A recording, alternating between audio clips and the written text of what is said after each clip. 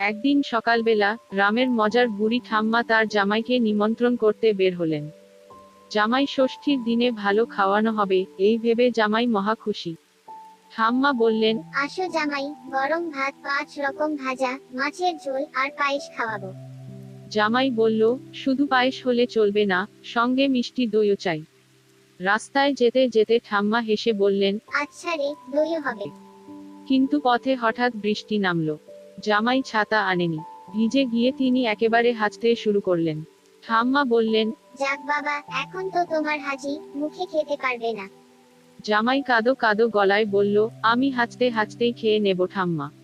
গল্প শুনে পেছনে দাঁড়ানো ছেলেমেয়েরা হাসতে হাসতে লুটোপুটি খায়। এভাবেই জামাই ষষ্ঠীর নিমন্ত্রণ রইল এক মজার দিনে রূপান্তরিত।